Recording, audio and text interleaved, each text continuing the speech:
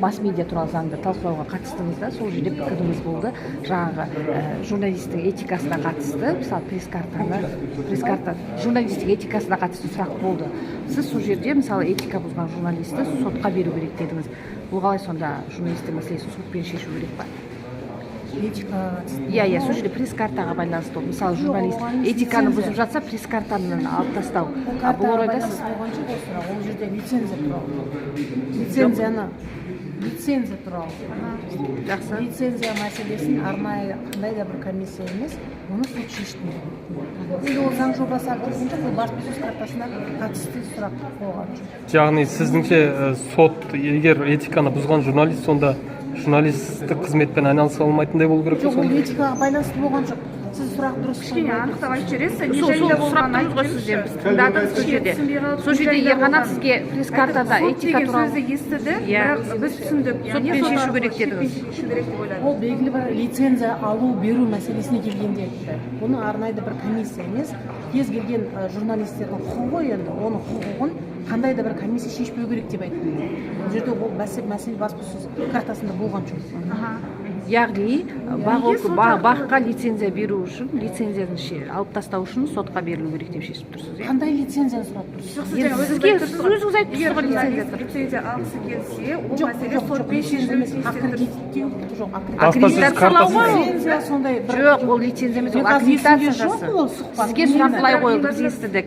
Журналисті аккредитациялау, пресс-карта деген аккредитацияны алып тастау керек па? Кешіріңіз, мен енді түсіндім. Ол сұрақты журналист қойған жоқ. Біріншіден, ол сұрақты сол жерде қатысушы студиядағы қонақ маған қойған жоқ. Ол мәселе жаңағы сол мәселені талқылап. Жақсы, сізге қоймады, бірақ сіздің пікіріңіз сотпен шешу керек дедіңіз. Ол кезде қандай да бір комиссияның құзырына бермеу керек деді.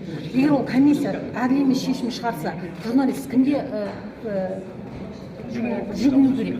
Ол сотқа жүгінеді. Мәселе сол жерде болды. Сол мәселе болды. Ол сот қана өзінің әділдігін айту керек деді. Белгілі бір комиссияға тәуелді болмау керек деді журналист. Ол жерде мен бір журналистердің құқығын, басқа мәселесін бір шектеу мәселесі болған жоқ.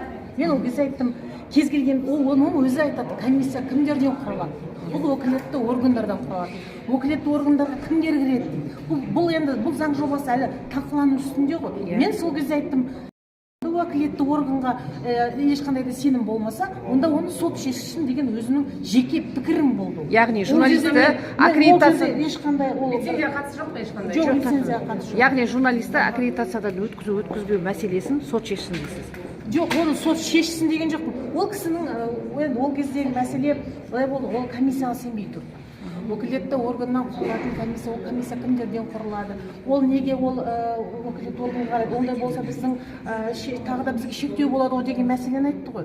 Сол кезде мен сол ойды айттым. Олай болатын болса, онда сот шешсін дедім. Ол кезде мен ол бір өзіміз ұсынысында ол бапқа, әлі ол бап біріншіден, ол масс медиа туралы заң әлі парламентке келген жоқ, әлі талқылану үстінде сол деңгейінде. Парламентке келгеннен кейін оны біз тағы да талқылаймыз. Және қазір ол масс медиа туралы заңның талқыланып жатқаны өте дұрыс. Ол талқыланып пікірін айту керек, ұсыныстар енгізу. Яғни сіздің пікіріңіз әлі күшінде ма? Сот шешсін деген? Жоқ, егер де мысалы талқылауға алып келген кезде сіз тағы ол студияда талқылау кезінде Жоқ, енді сіз ол пікірді қоғамға жібердіңіз ғой, кетті ғой ол пікір. Енді ертең заң осы парламентке түседі, иә? Сол кезде де осы пікірді ұстанасыз, сіз бұрынғы журналистсіз ғой.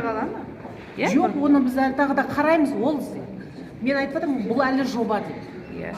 Енді ол жерде ол студиядағы болған әңгімеде комиссияның қарауын да олар қаламай тұр. Онда лицензияны бермеу құқығын белгілі бір деңгейде аккредитация үлкен алаңға шықтыңыздар, сол жерде лицензия емес, сол жерде сізге талқылауды біздің естігеніміз 28 минутты қайта қараңыз, сол жерде жаңағы пресс-карта, журналист этикасына қатысты мәселе қозғалды да сіз сот шешсін дедіңіз. Біз соны сізден нақтылап тұрмыз. Неге қатысты сот шешсін деп тұрсыз? Мен айттым, өйткені олар белгілі бір комиссия шешкеніне қарсы болды. Содан кейін мен айттым, онда сот шешсін дедім. Ол менің жеке ойым және ол менің жеке пікірім. Ол әлі заң келгеннен кейін, ол менің нақты қазіргі пікірім деп айта алмаймын. Ол бір вариант, ұсыныс болды мен. Жақсы. Жалпы пресс-картаны енгізуге қалай қарайсыз? Сіздің пікіріңіз заңға кірмей ақ қойып. Мен сіздерді ашық қазір не жүріп жатыр ғой, сол жерде сіз өздеріңіз ұсыныстарыңызды жеткіздіңіздер. енгізгенбіз өтіп жатқан ештеңесі жоқ. Өзгеріс енгіздіңіз Сіздің пікіріңіз керек маған, Менің бұрынғы пікірім- журналист, қазіргі сенатор ретінде. Менің пікірім қазір енді әлі жүріп жатыр ғой талқылау. Ол әлі нақты бір жоба. Жеке пікірім қандай да бір, егер де ол пресс-карта журналистерге қандай да бір мүмкіндік, қандай да бір жеңілдік беретін болса, ол дұрыс. Дұрыс. Оның ішінде не бар? Ол жерде әзірге масс-медиа туралы заң жобасында ол жазылмаған.